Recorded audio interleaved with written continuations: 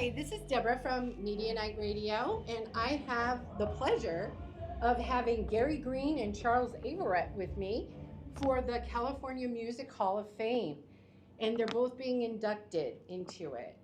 How amazing is this night for you guys? How does it feel? It's amazing for me to induct Gary. I'm presenting him, but I'm dazzled.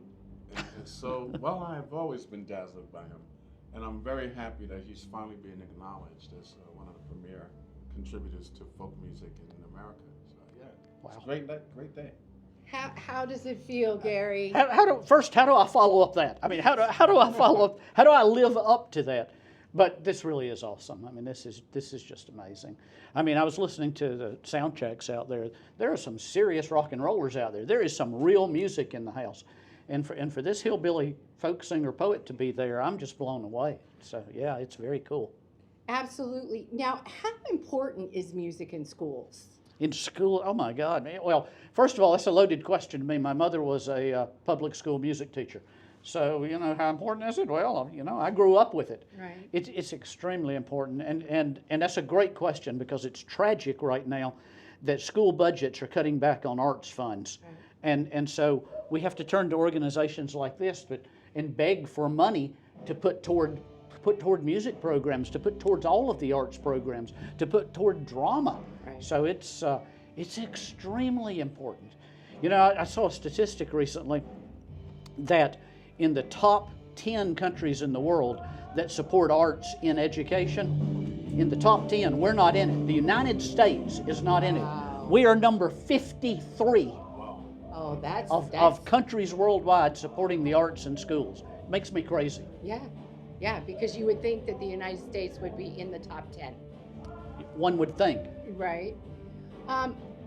What kind of advice would you give to someone who was thinking about getting into music seriously right now? This is 100% cliche, and every person you interview is going to give you the same answer, but it's really true. Don't give up, no matter what. Let me tell you, before I was fortunate enough to sign with Folkways Records in New York, I was almost literally thrown out physically of every record company in Nashville. A lot of them in New York City, a lot of them in LA out here, and it's just don't give up because eventually somebody's going to hear what you've got there, and the world changes. That's amazing, and you have worked with such an amazing line of performers. Johnny Cash, you were in his living room, writing with him. Tupac Shakur. I mean, you range. It's amazing. I've been very fortunate to either be, and I'm going to say this later too, that I've either been in the right place at the right time or the wrong place at the right time. But no matter how you look at it, I've been very fortunate to just be at the right place. I mean, yeah, I was in Johnny Cash's living room. It's not because I'm a great singer-songwriter or anything. It's because I live down the street from Johnny Cash in Nashville. Tupac and I spent a whole lot of time together, but the reason we did is because his mother was in the Black Panther Party, and I used to sing at rallies for the Black Panther Party, and she said, hey, I've got this 15-year-old son you need to know and talk to. So, yeah, I was fortunate to be in the right place at the right time, and it just all mushroomed. It's so interesting because you're a folk singer and you were working with Tupac, which is a totally different. Here's the thing about that.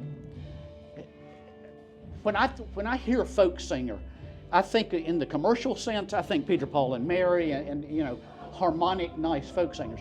For me, and what I've always been, I wanted to be somebody that changed the world. Whether I'm using my keyboard to do it typing, or whether I'm playing a guitar or a piano or something, I wanted to be a guy that changed the world. And the medium that I was most successful in doing it in front of literally hundreds of thousands of people was guitar, no amplifier, singing political songs, trying to incite them. Well, tell me how that's different from Tupac. And that's why he and I hit it off. That's why he hung around my coffee house in Baltimore for all those years. It's because he wanted to be, as he put it quite accurately, a cultural revolutionary. And so that, it fits. Whether the form of it is folk or rock or country or hip hop or whatever, Right. it's the content. Yeah, absolutely. How do you want your legacy to live on, Gary? You know, again, the right place at the right time. I've been very fortunate for a couple of things. First of all, my albums are now part of the Smithsonian in Washington. And that deal with Smithsonian is 100 years from now, my albums will never be out of print. When you're on the more commercial record label, if you're on Sony Records, which is a great label, lots of cool people on it, but after they're not selling enough copies, Sony pulls it from the library. In the old days when it was vinyl, you used to be able to find them in the cutout bins at Kmart for 33 cents. But the deal with Smithsonian is my albums will never not be available to the public. So 200 years from now, somebody can go to the Smithsonian and pull a Gary Green album out. That was the deal that the Smithsonian made with Mo Ash. Exactly. And Mo Ash must have heard something in you that he thought the world needed to have preserved. So when he sold the Folkways catalog to the Smithsonian, it came with the caveat that everything that was in print had to remain in print in perpetuity. And so Gary's 3, 4, 5, I don't know how many he has there, but they will all be available forever. And that importance of music is why Gary got picked by Mo. It's like everyone, you said you went to other labels and they didn't take you. Everyone who walked into Folkways didn't get a record. But you got 3. That's Because you had, what Mo would say? You had something to say. And Mo said that very famously in an interview in Rolling Stone. Jim Capaldi, who created the Hall of Fame band Traffic. Oh, yeah. He was interviewing Mo, and he said in a very pointed interview, which I sort of cringed when I heard it, but he said, Mr. Ash, why did you turn down Bruce Springsteen and Bob Dylan, but you recorded Gary Green? Why would you do that? and what Mo said is just what Charles said here. He said, well, Gary Green had something to say, and I want people to hear it today, and I want people to hear it for all times. People need to hear this message. That's why I recorded him. So when people ask me, what kind of musician are you? Man, I'm not a musician. I'm a little hillbilly poet. I just have a few things to say, and it's all about the words. You want to hear some musicians? Listen to these other people that are being inducted tonight, because these are serious rock and roll musicians. These are good people. And without denigrating what all the other musicians are doing, Mo's measurement was, is the music important? He would. I worked for Folkways. I grew up Folkways over a 30-year period. Mo was a mentor to me through my adolescence and teen and my first 2 marriages, etc. I didn't need to mention that part, did I? But he would often come out of the office and he'd hold a tape or something, and he would say, "This is important."